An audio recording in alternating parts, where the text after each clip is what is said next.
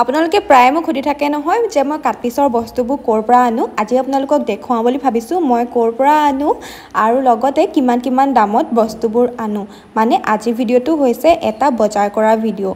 দুজনী মিলি ক'ত গ'লো কেনেদৰেনো বজাৰ কৰিলোঁ তাকে দেখুৱাম আৰু ডিব্ৰুগড়ত হ'বলগীয়া ৱৰ্কশ্বপটোৰ কাৰণে মই কিদৰে প্ৰিপেৰেশ্যন কৰিছোঁ তাকো আজি দেখুৱাবলৈ চেষ্টা কৰিম।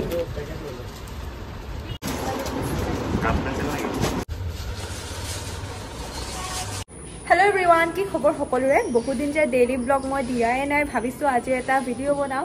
ক্লাছ শেষ কৰি এতিয়া যাবলৈ লৈছোঁ বজাৰ কৰিবলৈ। আজি কি কি বজাৰ কৰোঁ আপোনালোকক দেখুৱাম।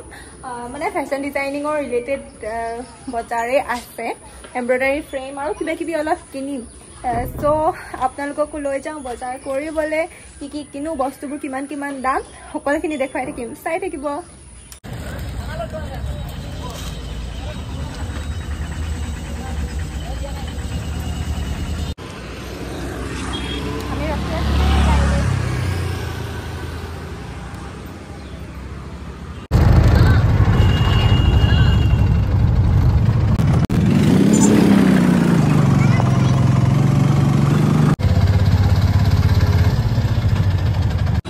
আমি আহি পালোহি শিমলুগুৰি টাউন। আজি বজাৰ আমি বুধবৰীয়া বজাৰ দিনাখনি আহি গ'লো।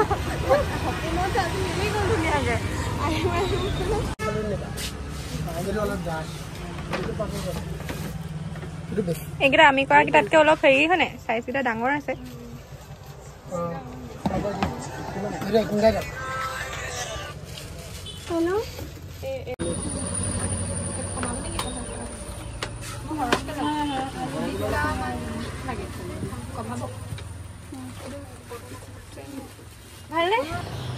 অলপ টাইম বাৰ্গেনিং কৰাৰ পাছত ফ্ৰেম কেইটামান লৈ ল'লোঁ আৰু লৈছোঁ বেজি আৰু ৰিবনৰ বেজি। আমাৰ এইফালে অকণমান দাম, সেইকাৰণে 50 টকা লৈছে, বেলেগত হয়তো কম, তিনিচুকীয়া ফালে অলপ কম হয় দামটো।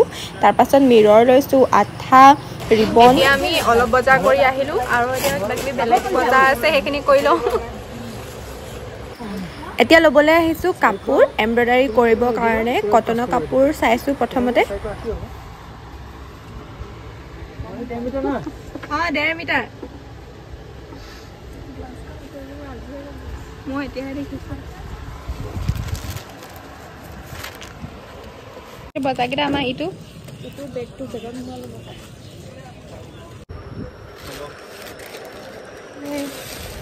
বৈ যাম চেনেল কিনা এইকেইটা খাবি নি? আৰু আছিলে খাবে নহয়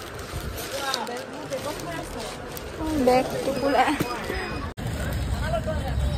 এইয়া টোপোলা পাতি লৈ ঘৰতে বহিলোঁ।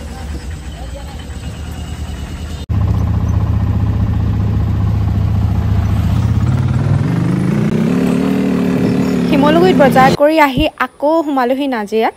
নাজিৰাৰ এখন ফেমাছ মুন্নাদা দোকান, ইয়াত বজাৰ নকৰিলে নহয়, আমি ৰেগুলাৰ কাষ্টমাৰ মানে ইয়াত ল'লোঁ আকৌ ৰিবন কেইটামান, আঠা তাত দোকানত কম হৈ গৈছিলে আৰু চবতকৈ মেইন বস্তু হৈছে সূতা ইয়াত লৈ ল'লোঁ। আমি ইয়াৰ পৰাই লওঁ যে বেছিকৈ, সেইকাৰণে যোনবোৰ বস্তু মানে একেই দামতে পোৱা হয় ইয়াতে লৈছোঁ, খালি ইয়াতকৈ শিমলুগুৰিত অকণমান কম ফ্ৰেমবোৰ দামটো, সেইকাৰণে তাৰ পৰা আনিলোঁগৈ।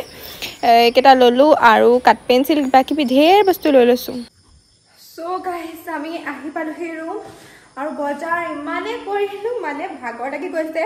বজাৰ কৰিছিলোঁ ডিব্ৰুগড়ত হ'বলগীয়া ৱৰ্কশ্বপটোৰ কাৰণে, যিহেতু মই বস্তুখিনি দিম, তেওঁলোকে একো আনিব নালাগে, তাৰ কাৰণে বজাৰ কৰি ল'লোঁ। এইয়া টোপোলা আৰু আচলতে বজাৰ কৰিবলৈ মই সৌৰভৰ লগত যোৱা কথা আছিলে, সি বজাৰ কৰিবলৈ নিম এনেকৈ কৈ আছে, কিন্তু দেখিছে আৰু খুচুৰি বস্তু এমব্ৰইডাৰী ফ্ৰেম, সূতা সেইবোৰ চাই ল'বলগীয়া হয়, জানেই আৰু কাটপিছৰ বস্তু আনিবলৈ গ'লে। ভাবিলোঁ সি বোলো আমনিয়ে পাব, সেইকাৰণে তাক নিনিলোঁ। আমি দুজনে গুচি গ'লোঁ একদম জিঅ'ত উঠি।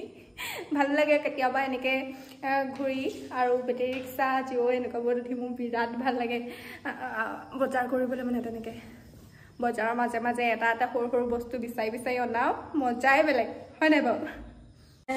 এতিয়া আজি ৰাতিপুৱা ভাতেই খোৱা নাই, ৰুটি খাই থাকিলোঁ। আমি যে অসমীয়া মানুহ যিমান যি হ'লেও ভাতটো লাগে একদম। গোটেই টাউনত শিমলুগুৰিত ভাতটো বোলে মনত পৰি আছে, মানে ভাত খাবলৈ। এতিয়া পটাপট ভাত বনাওঁ আৰু ভাত খাব লাগিব। মাংস লৈ আহিছোঁ, ভণ্টি মই দুজনী বনাম আৰু পুৰা খাম এতিয়া। তাৰপিছত আজি একো কাম চাম নকৰোঁ আনকালে সদায় সন্ধিয়া কাম থাকে আজি শুই যাম একদম আজি হৈছে নেক্সট ডে কালি বজাৰ কৰি অহা বস্তুখিনি আজি আনবক্সিং কৰি আকৌ বেলেগ এটা বেগত ভৰাবলৈ লৈছোঁ সব জোখে জোখে ভৰাবলৈ লৈছোঁ ছোৱালীবোৰক এজনী এজনীকে কিমান কাপোৰ দৰকাৰ হ'ব তেনেদৰে পেকিং কৰিছোঁ আৰু যেহেতু হৈছে ৱৰ্কশ্বপটো দুদিনীয়া সময় যথেষ্ট কম হয় সেইকাৰণে যিমান পাৰোঁ ইয়াৰ পৰাই কামবোৰ কৰি নিছোঁ তাত যাতে বেছি এনেই টাইম খাই নাথাকে আৰু লগতে আপোনালোকক বহুত বেছি ধন্যবাদ জনাইছোঁ এইকেইদিনতে মোৰ চিট ফুলেই হৈ গৈছে এতিয়া আপোনালোকে যদি কৰিম বুলি ভাবে নেক্সট ৱৰ্কশ্বপলৈ ৱেইট কৰিব লাগিব আৰু মানে চিট বৰ্তমান নাই বহুতে ফোন কৰিয়ে আছিলে কিন্তু মই কেঞ্চেল কৰি দিবলগীয়া হৈ গৈছে কাৰণ চিটটো যিহেতু নাই আৰু আজি ভিডিঅ'টো ইয়াতে শেষ কৰিছোঁ আপোনালোকক অতি সোনকালে নেক্সট ভিডিঅ'ত লগ পাই আছোঁ নেক্সট ভিডিঅ'সমূহো ৱৰ্কশ্বপৰ ৰিলেটেডেই হ'ব কেনেদৰে প্ৰিপেৰেশ্যন কৰিছোঁ এইবোৰ দেখুৱাই থাকিম বাই বাই আজিলৈ আহিছোঁ